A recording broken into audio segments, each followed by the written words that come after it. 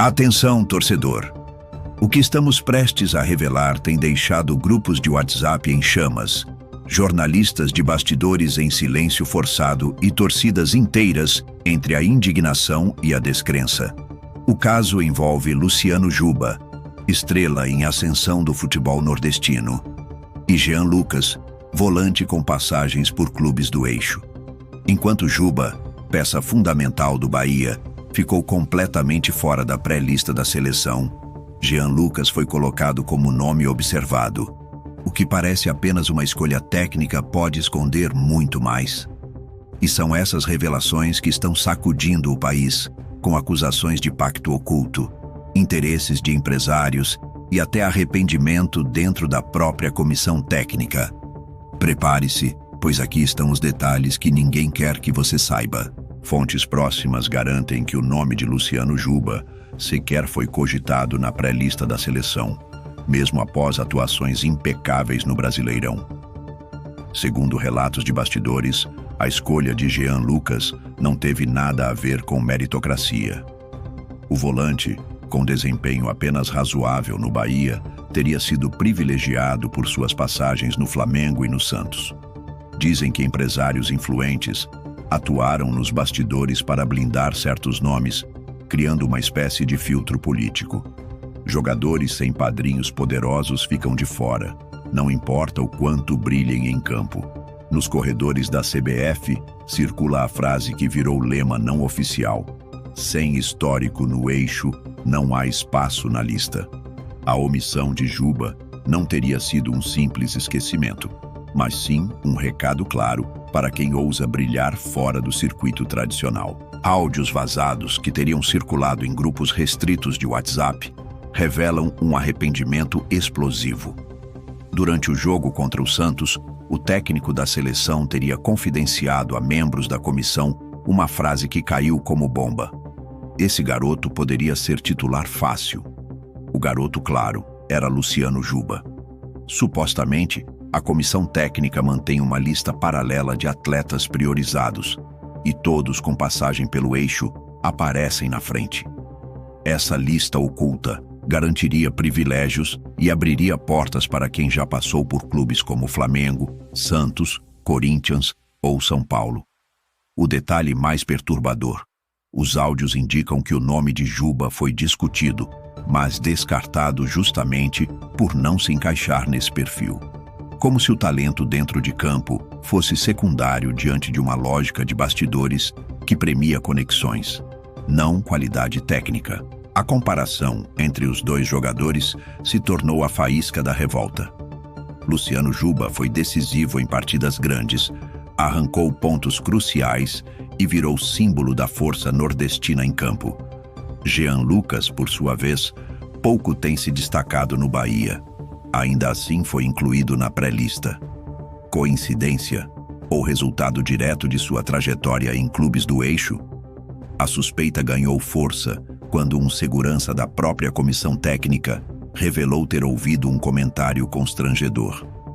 Em meio a conversas reservadas, um membro teria admitido: a ausência de Juba é um erro grave de omissão. Essa informação, vinda de alguém que nem deveria estar próximo da conversa, ganhou força justamente por isso. O depoimento do segurança escancarou algo que muitos já desconfiavam. O nome de Juba foi mencionado, mas deliberadamente ignorado. A pergunta que ecoa entre torcedores é simples e brutal: se até quem está dentro admite que é erro, por que nada foi feito? Esse é apenas o início.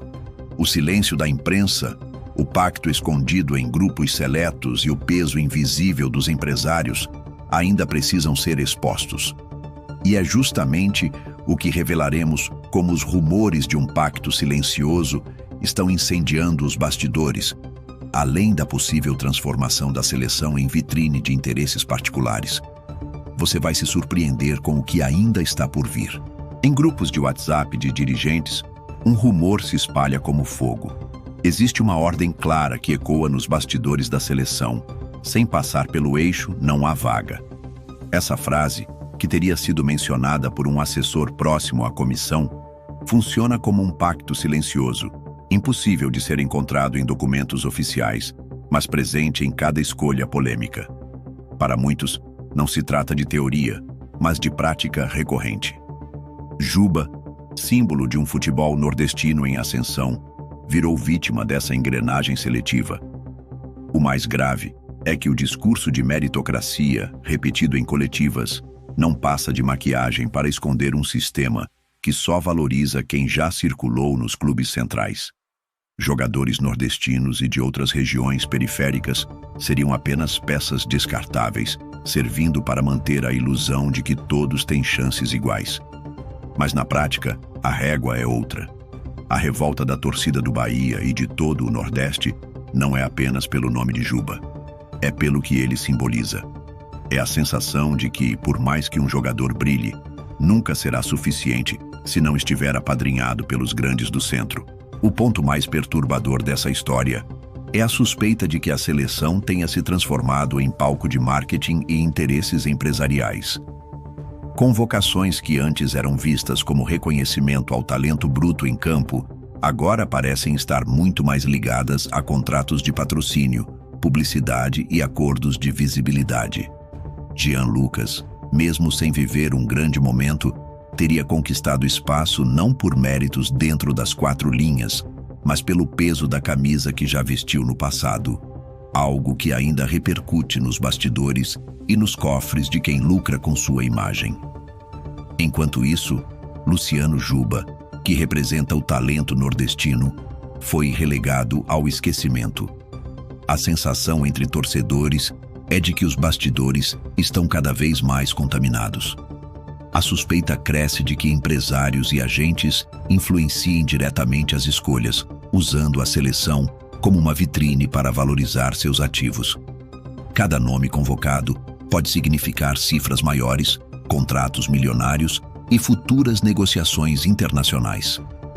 Já aqueles que não têm essa rede de proteção simplesmente desaparecem do radar, por mais que apresentem desempenho notável em campo. A indignação é visível. Muitos acreditam que a seleção deixou de ser reflexo do que há de melhor no futebol brasileiro e passou a ser apenas um grande negócio. O Brasil, que sempre se orgulhou de revelar talentos em cada canto do território, especialmente em regiões esquecidas como o Nordeste, agora parece refém de um jogo de interesses que se decide longe dos gramados. Escritórios, reuniões empresariais e mesas de negociação têm mais poder do que os gols, os dribles e a paixão do torcedor. Esse cenário gera uma ferida aberta, a exclusão de jogadores que poderiam representar não apenas qualidade técnica, mas também a diversidade do futebol nacional. Luciano Juba é visto como símbolo dessa injustiça. Seu nome não apareceu nem na pré-lista, o que reforça a percepção de que talento regional não tem o mesmo peso de jogadores que já circularam por clubes do eixo mais midiático. Essa leitura provoca revolta, pois para muitos, a seleção deveria ser o espaço onde qualquer jogador, independente de origem ou empresário, tivesse chance de brilhar apenas pelo futebol. A cada convocação, aumenta a suspeita de que o Brasil se afasta de sua essência.